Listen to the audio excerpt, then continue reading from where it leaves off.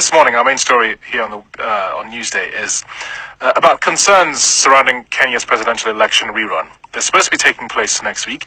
The opposition NASA coalition's candidate, Raila Odinga, will not be taking part because they say that their concerns have not been addressed and that the elections won't be credible.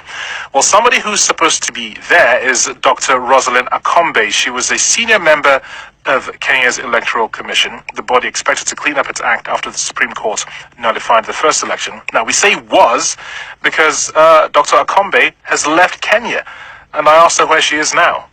I'm back in New York, in the United States. And where should you be? I am actually supposed to be in Dubai, working with the Commission on finalizing the preparations for the ballot papers for the election that will be held on the 26th of October. So why are you in New York and not in Dubai?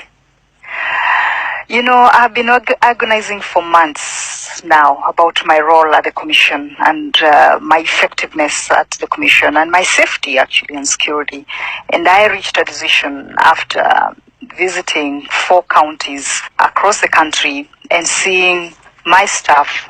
I realized that we are in a difficult situation as a country, preparing for an election in which you have one candidate that has withdrawn, in which you have the Commission not meeting all its obligations and yet not coming out very strongly to say that these are the challenges we are facing in terms of technology. We've been having a situation in the Commission whereby every decision is on the basis of a vote. And so it was becoming increasingly difficult, really, to be able to stand up and say, I am doing this because I believe in it. It was more of, I'm doing this because we have a collective responsibility. And I have to defend those positions even when I didn't believe in them. So why don't you stay in Kenya and fight out your position? Why have you gone to the United States? It is not possible, as the Commission is constituted right now, to make any changes internally because you have to have enough votes.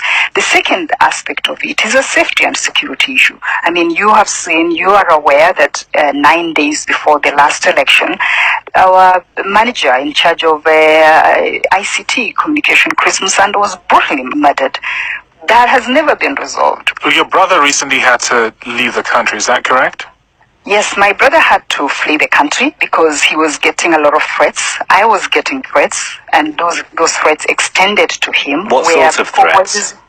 People were using words of calling him on WhatsApp and sending him messages and telling him, tell your sister to stop asking too many questions, tell your sister to relax about, senior staff being sent home, or you would be sandaled. Go. Did you feel there were any threats to your life?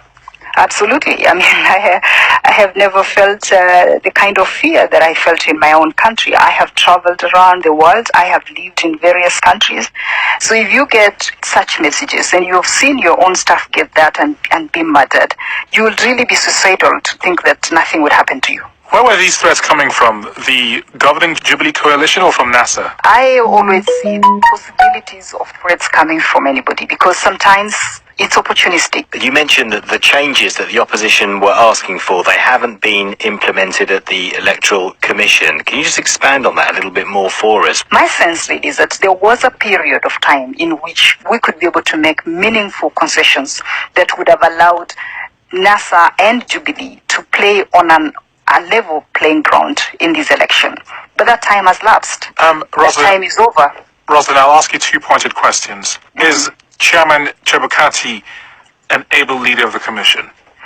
Chairman Chebukati is a very well-meaning person. He has the temperament to be able to be a leader, but he's a leader who is under siege in the Commission. But is he able? Well-meaning, yes, but is he able? I mean, really, I think for me, it is about the support base that he just doesn't have within the Commission. That is not really an endorsement. Well, if he was much more firmer, I think probably we could have gone much far. But, there are aspects of his character that are helpful in a situation like we have now. But there are times you just need firmness to be able to move on.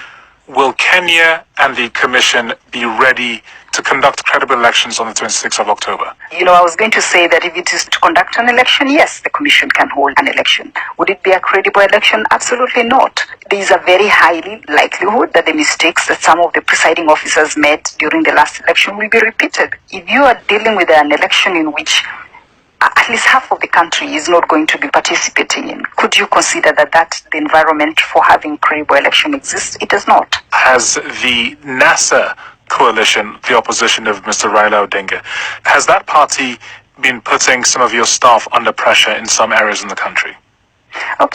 Yeah, absolutely, and it's unacceptable to have any of our staff across the country being attacked by NASA supporters. That is absolutely unacceptable. You do realise that by giving this interview, you will give them credence when they say that the election process will not be fair. You do realise that they will use this interview to justify scrapping the election, or at least getting rid of the chairman of the Electoral Commission.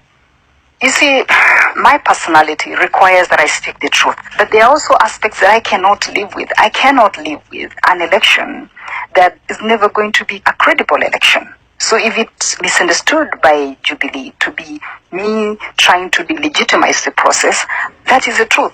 We have to get to a point whereby we are able to speak the truth, whether that truth hurts Jubilee or whether that truth hurts NASA. But it is the truth. Do you envisage yourself going back to Kenya in the foreseeable future? No.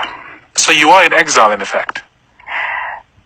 I mean, I don't see myself being able to... I don't feel safe enough to be able to go back home. I haven't been feeling safe being there. And I don't feel safe. That's very sad.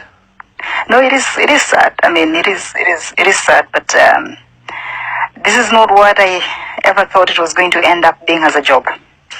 So just to clarify, Dr. Roselyn Akombe, who is a commissioner at the Independent Electoral and Boundaries Commission in Kenya, supposed to be conducting next week's election, she has fled the country because of fears for her safety and because she didn't feel that she would be able to carry out a credible election next week.